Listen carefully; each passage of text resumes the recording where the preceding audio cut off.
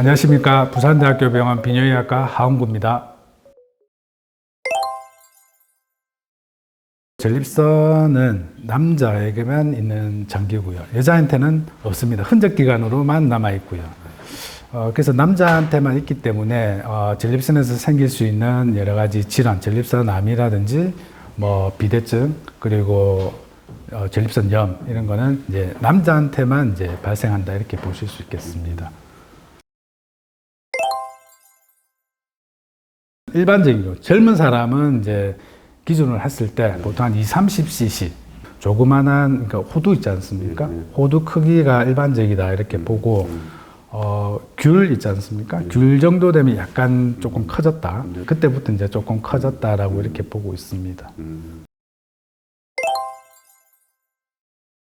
전립선 비대증의 약물 치료에는 크게 이제 두 가지가 있습니다. 두 가지가 있는데 하나가 알파 블로커라는 알파 차단제라는 약제가 하나 있고 또 하나는 이제 5알파 리덕타제 이니비터, 5알파 환원 억제제 그렇게 두 가지 약제가 있는데 첫 번째 약제는 어떤 역할을 하느냐면은 이 요도를 이렇게 넓혀주는 그런 역할을 하는 거고 두 번째 약제는 어떤 역할을 하냐면 이 전립선 사이즈를 줄이는 역할을 합니다. 이거는 전립선 세포 자체가 남성 호르몬을 먹고 자란다고 이렇게 생각하시면 되는데 거기에 이제 작용을 해서 전립선 사이즈를 조금 줄여주는. 사실 이게 사실은 전립선 전립선이 커서 문제이기 때문에 이걸 줄이는 게 사실 굉장히 근본적인 치료제를 할 수 있는데 남성 호르몬을 건드리기 때문에 이게 발기부전이라든지 이런 부작용이 가끔씩 올 수 있다라고 저희들 보고 있는데 그런 경우에는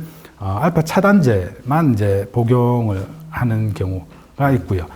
또 알파 차단제가 복용을 했을 때도 역행성 사정 또 이렇게 그 부작용을 많이 호소를 하시거든요.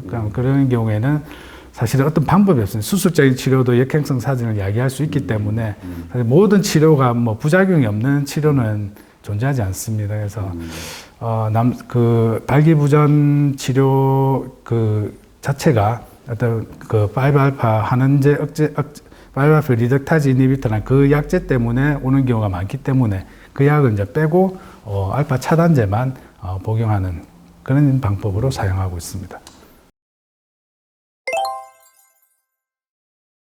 결국에는 부작용이 생기는 거는 우리 몸 자체 수술 같은 경우는 전립선을 이제 도려내는 거예요. 암이 있을 때 도려내게 되는데 우리 몸 입장에서 봐서는 상처를 입는 거거든요. 그래서 이제 부작용이 여러 가지가 생길 수 있는 거고 그 중에 대표적인 게 요실금과 발기부전이고 그래서 이제 요실금 같은 경우는 요실금 방지하는 이제 관략근이 중요한데 그 관략근을 최대한 보존시켜 주는 것이 요실금을 방지하는 게 굉장히 좋다라고 저희들이 보기 때문에 수술할 때도 최근에는 거의 로봇 수술을 하기 때문에 관략근과 관련된 그런 인체 장기 구조물들을 최대한 보존을 시키고요.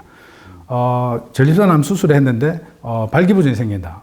왜 생기느냐 이렇게 하는데 전립선 바로 옆으로 이렇게 발기신경과 혈관이 지나게 됩니다. 그래서 그게 이제 수술하는 과정에 어떤 저희들이 전기를 사용해서 이렇게 전기 소작이라서 피가 났을 때 멈추게 하는 그 수술 방법이 있거든요. 그걸 하면은 어떤 그 신경이라든지 이런 데 이제 그 손상을 줄 수 있다라고 보기 때문에 최대한 그런 전기 소작 억제하고 저 같은 경우는 그냥 클립 같은 게 있습니다. 클립 같은 걸로 지혈을 이제 하는 걸로 해서 어떤 발기신경 혈관의 어떤 손상을 최소화하고 그렇게 하고 있습니다. 효과가 없다라고는 할 수 없지만 있다라고도 아직은 밝혀지지는 않았습니다. 그래서 사실 음식에 관련된 거는 굉장히 많은 연구가 진행이 되어 있는데 이 음식에 관련된 연구의 문제점이 뭐냐면 이게 얼마나 먹는지 이게 정확하게 정량하기가 굉장히 힘듭니다. 그래서 다양한 연구의 결과, 각각의 연구를 모아서 저희들 메타아날라이시스라는 게 있습니다. 토마토가 좋다라는 논문도 있고, 그렇죠. 그렇지 않다라는 논문, 상관이 없다라는 논문도 있는데, 인용하기에 따라서 결과가 전혀 다를 수 있는데, 그런 여러 가지 연구를 모아서 이게 하나의 결론을 내는 게 이제 메타 연구라는 건데, 그런 연구를 보면은 아직까지는 아주 밀접한 관계가 있다라고 보기는 조금 힘들 것 같습니다. 녹차 같은 경우는 이 전립선 암이라든지 이 분포를 봤을 때 전 세계적으로 녹차를 먹는 지역 보면은 대표적인 게 한국, 중국, 일본 요 동아시안 그렇죠. 이쪽인데 이쪽에 있는 사람들의 전체 전립선 암의 빈도 자체가 먹지 않는 서구권 이쪽에 비해서 굉장히 낮습니다. 그래서 그런 걸 봤을 때 녹차 좀 관련 있지 않느냐라고 보지만 사실은 암 자체가 굉장히 다인자, 여러 가지 인자가 복합적으로 작용하기 때문에 녹차 뭐 하루에 몇 잔 마시면 뭐 암에 안 걸린다, 뭐 안 마시면 암에 걸린다 이렇게 단정적으로 얘기하기는 굉장히 힘들 것 같습니다. 유제품은 관련이 있다라는 의견이 조금 있습니다. 보통 우리나라 같은 경우는 예전에 유제품 그렇게 많이 섭취는 하지 않았거든요. 그러다가 서구 같은 경우는 굉장히 많이 섭취를 합니다. 많이 섭취를 하고 있고 우리나라 같은 경우도 지금 최근에 전립선암이 굉장히 이렇게 빈도가 높아지고 있는 상승률로 보면은 거의 전 세계적으로 탑입니다. 70년대, 80년대 우리나라도 이제 슬슬 경제력이 올라가기 시작하면서 초등학교 다닐 때 단체 반 전체 이렇게 우유 급식하고 막 이렇게 하셨지 않습니까?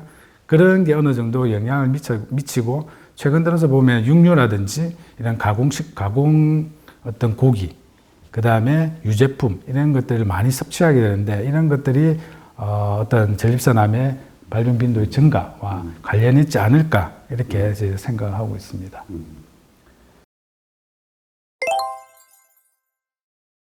소팔메토가 전립선 비대증 효과가 있느냐? 이 논문집은 뉴 잉글랜드 저널 메디신이라고 굉장히 유명한 저널이고 권위 있는 잡지인데 거기서 결론이 연관관계가 별로 없는 것 같다. 그렇게 나왔습니다. 그래서 제가 환자분들 많이 물어보시거든요. 있으면 굳이 버리긴 아까우니까 드시는데 굳이 사서까지 이렇게 드실 필요는 없을 것 같다. 이렇게 제가 말씀을 드리고 전립선암 같은 경우는 원인이 워낙 많기 때문에 어떤 특정한 뭔가를 해야 된다, 하지 말아야 된다 이런 건 없고요. 비대증 같은 경우는 육식하고 관련이 많다라고 저희들 보고 있거든요. 그래서 조금 육식을 조금 줄이시는 게 채소 같은 거 많이 좀 드시는 게 좋다 이렇게 보고 있고 전립선염 같은 경우는 결국에는 균이 들어가는 거거든요. 균이 들어가는 거는 이제 요도를 타고 안쪽으로 들어가서 전립선염이 생기는 거기 때문에 어떤 개인위생이라든지 이런 데 조금 더 신경 쓰는 것이 예방하는 길이라 이렇게 볼 수 있겠습니다.